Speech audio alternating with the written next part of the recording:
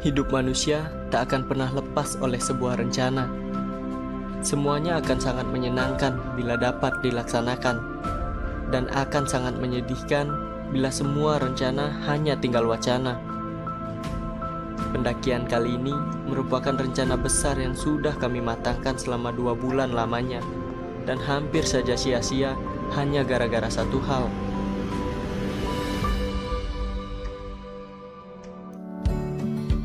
Bersiap dari pukul 7 pagi, kami segera melesat menuju Bandara Internasional I Gusti Ngurah Rai.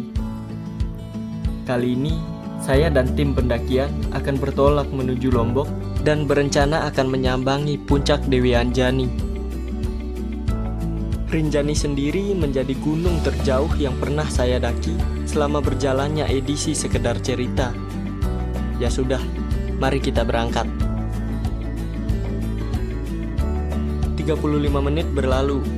Akhirnya kami tiba juga di Lombok. Meski agak terhambat dengan adanya delay, tapi tidak apa-apa. Yang penting semuanya sampai dengan selamat. Di perjalanan menuju desa Sembalun, kami menyempatkan untuk singgah ke minimarket guna membeli perlengkapan yang akan diperlukan saat pendakian esok. Setibanya di desa Sembalun, kami lantas bertemu dengan Bang Ros yang merupakan salah satu guide kami nanti untuk berbincang santai perihal pendakian esok. Oh iya, sebelum itu kami sudah mencari surat keterangan sehat di puskesmas terdekat. Tapi sayang, videonya malah hilang. Hedeh. Hingga akhirnya pagi tiba, kami segera sarapan, lalu check out dari penginapan dan bergegas menuju pos TNGR dengan diantar oleh Pak Agung, pemilik penginapan tersebut. Padahal sebelumnya kami hendak menyewa satu pick up untuk membawa kami ke pos TNGR. Tapi beliau bersikeras akan mengantar kami ke sana. Tentu kami merasa merepoti beliau, namun ia justru berkata, "Tidak masalah, justru saya senang bisa membantu." Wah, kami sangat beruntung bisa bertemu dengan orang yang baik dan ramah seperti beliau. Pelaga, kita tahun itu pergantian anak darah sama selor sama nanggi. Oh ya, Tepat pukul 8 pagi, kami mulai registrasi. Pendakian di Rinjani kali ini memerlukan beberapa persyaratan umum hingga tambahan. Contohnya mulai dari surat keterangan sehat hingga surat rapid test. Tak lupa juga cek barang bawaan kita agar tidak ada sampah yang tertinggal di atas sana nantinya. Ini apa ya namanya? Miniatur Gunung Rinjani. Udah benar itu ke mana? Di sini danau kan ya? Ya, Danau Segarana tuh. Segarana baru jari. Ya keren miniatur.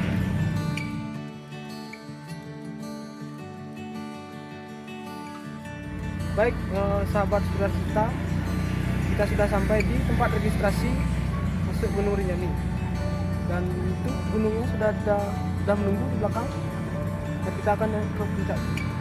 Mari ikuti perjalanan kita. Setelah membaca aturan dan mendengar arahan serta himbauan dari pihak TNGR, kami segera menuju Bawaknau untuk bertemu dengan Bang Ros dan satu lagi porter kami, yaitu Bang Wardi, sembari mengecek kembali barang-barang pendakian yang akan kami bawa.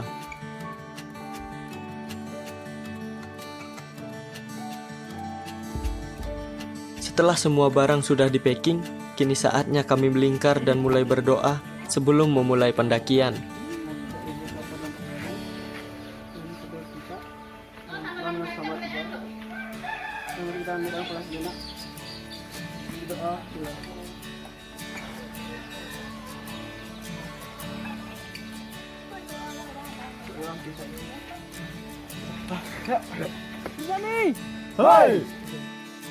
Tepat pukul 8:30 pagi, kami segera bergerak untuk menanjak.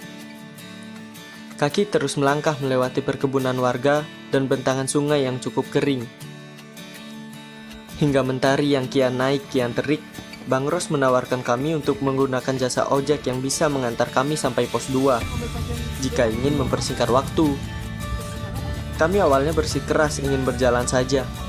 Tapi jika dipikir-pikir, cuaca yang tidak menentu dan tidak bisa ditebak juga cukup menakutkan. Ya sudah, akhirnya kami sepakat untuk naik ojek sampai pos 2. Ya, hitung-hitung juga untuk membantu perekonomian warga di sana, apalagi dalam kondisi yang sulit seperti ini. Kurang lebih 50 menit perjalanan naik ojek dengan trek yang sangat menantang, saya sama sekali tidak dapat mengabadikan momen-momen yang ada. Bagaimana tidak, laju motor yang begitu kencang melewati barisan tanah yang cukup licin membuat diri saya harus fokus menjaga keseimbangan agar tidak terjatuh.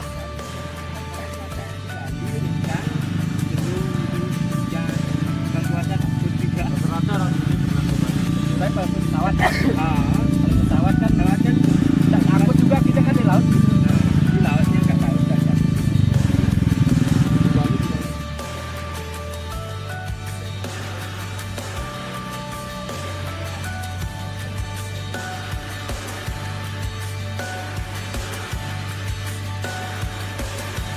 Oh iya, jika tiba di pos 2, jangan lupa mampir ke sumber air.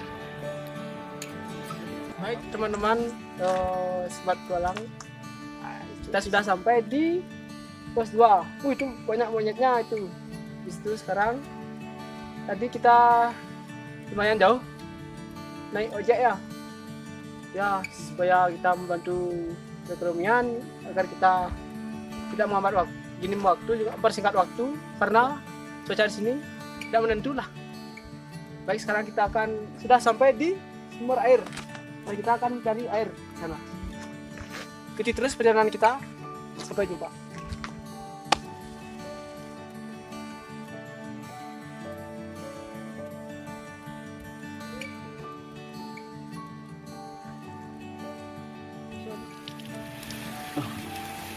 Setelah mencoba sumber air Rinjani, rasanya mantap banget, seger. Dan buat kalian yang mau nyari ini, kondisi lokasinya ada di bawah jembatan pos 2. Di sana pos 2, sini sumber mata air. Gila, keren banget, mantap. Sangat nikmat lah. Ya. Cukup puas dengan segarnya sumber mata air dan tak lupa menyempatkan diri untuk berfoto-foto, kami segera menuju tempat beristirahat di pos 2 sembari menunggu Bang Ros dan Bang Wardi yang belum juga tiba.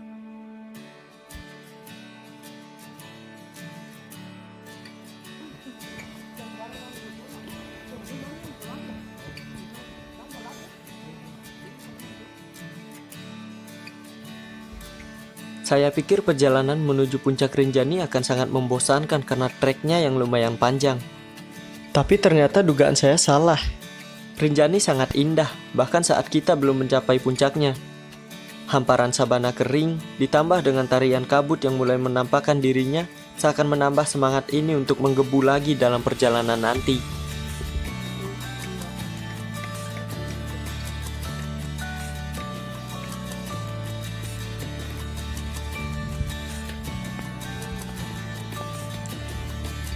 Mentari yang tadinya terik, kini sudah mulai lenyap dengan datangnya tarian kabut yang kian tebal. Ini merupakan timing yang tepat untuk kami kembali mencicil langkah menuju pos 3. Oh iya, musim penghujan seperti saat ini rasanya tidak terlalu berpengaruh pada cuaca di NTB. Seperti sebelumnya, awal kami berangkat tadi, mentari begitu panas hingga membuat kami bisa memastikan bahwa kulit ini akan mengering dan terkelupas nantinya. Ya sudahlah, biarkan saja. Baik teman-teman, sudah kita sudah sampai di pos 2 dan sekarang kita akan menuju pos 3. Dan jalannya cuma ya 30 menit lah. Ikuti terus perjalanan kami.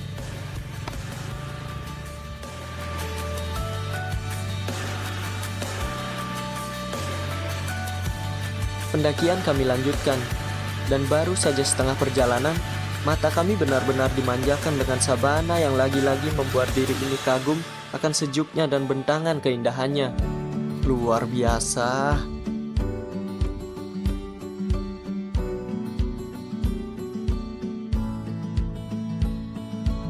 Selama perjalanan, rerumputan di hamparan sabana Rinjani tidak ada bosannya menari dan menari, menemani langkah-langkah lelah dari barisan para pendaki.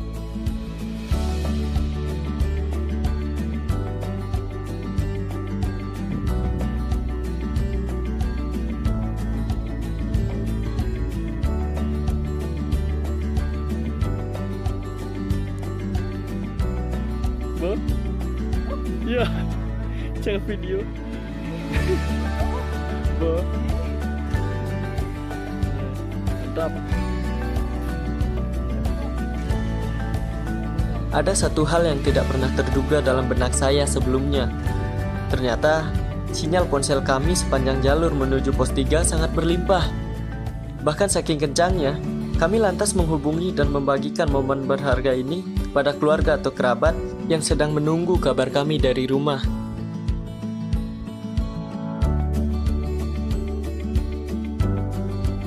Suasana sejuk yang tersaji dalam pendakian kali ini benar-benar membuat hati saya begitu tenang.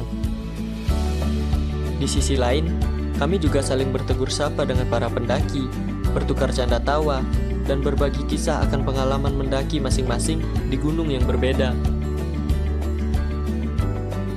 Bahkan, hanya dengan topik yang sederhana itu, kami sudah dapat menghapus ingatan kami tentang berat dan panjangnya medan Rinjani.